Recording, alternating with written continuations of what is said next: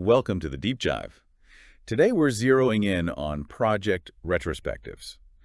Specifically, that question of who really owns the action items that come out of them. That's a great question, and super important for making those retrospectives actually count for something. Exactly. And for this, we're drawing some insights from the book Project Management for Project Managers by Orlando Casabon. Right, so retrospectives, particularly in agile setups like Scrum, they're basically these crucial team meetings, aren't they? Yeah, dedicated time to look back at the recent work sprint or iteration. And the goal isn't just, listing problems. It's about the team itself figuring out how to get better next time.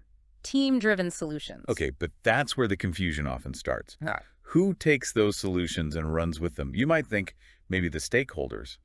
They care about project success. Well, yes, but their main concern is usually the product, what's being built, the priorities, the needs. They're not typically focused on the internal team mechanic. The nitty-gritty of how the team works day to day. Right. So, okay, if not them, then what about the product manager? Or the product owner, in Scrum terms. They manage the backlog. They know the product inside out. They absolutely shape what the team builds, but driving fixes for, say, internal process hiccups or maybe bugs the team found during reflection, that's not usually their direct lane. Okay. Then there's the Scrum Master. They lead the retrospective meeting, right? They facilitate it. They do. They play a vital role in making sure that conversation is productive, that everyone contributes.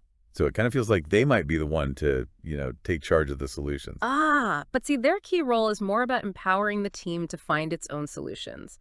They're a facilitator, a coach, not really the designated fixer for the team's internal process issues. Got it. They help the team help themselves. Precisely. Which leads us to the real answer here, doesn't it? It seems like it points directly to the development team, the people actually doing the work. Exactly. They're the ones living the process, hitting the roadblocks. It just makes sense that they own identifying the problems and implementing the fixes, like tackling bugs from the last sprint. Because they're closest to it, their solutions are probably going to be more practical anyway. Absolutely. And when the team has that ownership, you see real benefits start to emerge. Like what? Well, for one, it encourages self-organization. The team learns to improve its own way of working without needing constant top-down direction. That makes sense. And I'd imagine accountability goes up too. Definitely. If it's your problem and your solution, you're much more invested in making sure it actually works. Right. You own it.